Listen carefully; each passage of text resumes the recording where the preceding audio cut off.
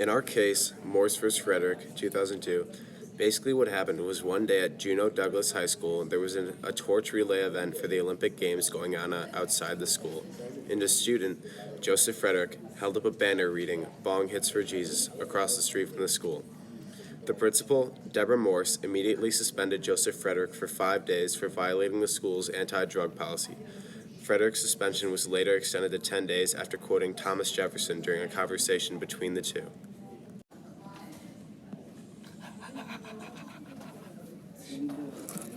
Frederick believed that he was within his own rights as an American citizen to say what he ever would like because of his First Amendment in the Constitution.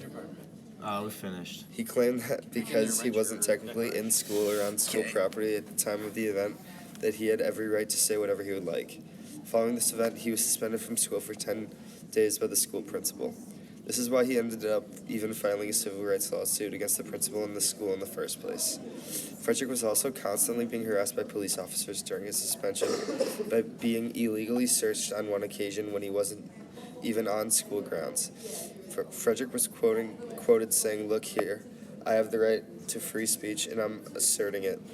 I wasn't trying to say anything religious, anything about drugs."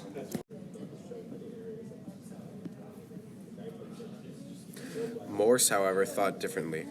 Frederick may not have been on school grounds, but Morse argued that since Frederick was holding up the sign during a school-sponsored event, Frederick was violating the school's anti-drug policy by promoting the use of marijuana. Even though he has a right to free speech, his poster violated the school speech doctrine, giving her the power over him. She also claimed Frederick was promoting illegal drug use, not involving the school whatsoever.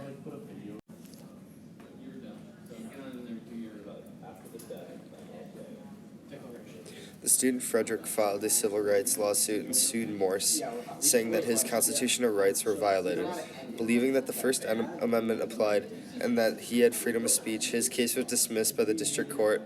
They used the Bethel School District versus Frazier as a precedent and declared that because his sign was displayed during school hours and during a school-sponsored event, it was violating the school's views on illegal drug use.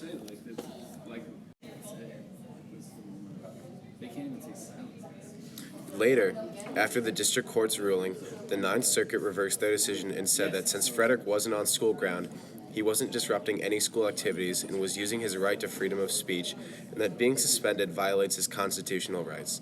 It was then brought to the Supreme Court. They ruled 5-4 in favor of Morse, holding that the school officials could prohibit messages that promote illegal drug use. Since Frederick was at a school-sponsored event, the First Amendment didn't apply because of the school speech doctrine, where they can punish students for saying inappropriate things. His poster went against the school's anti-drug policy, and this was one of the main reasons he was found guilty.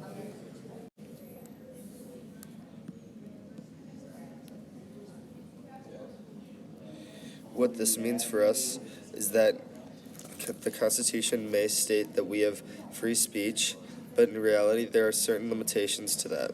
Different places have control over what you say, so the First Amendment doesn't always apply. For example, most schools have a free speech doctrine stating that they can punish students for saying certain inappropriate things.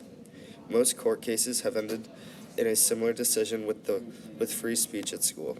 For example, the Bethel School District versus Frazier, where a student gave a speech that implied inappropriate things and was suspended because of it.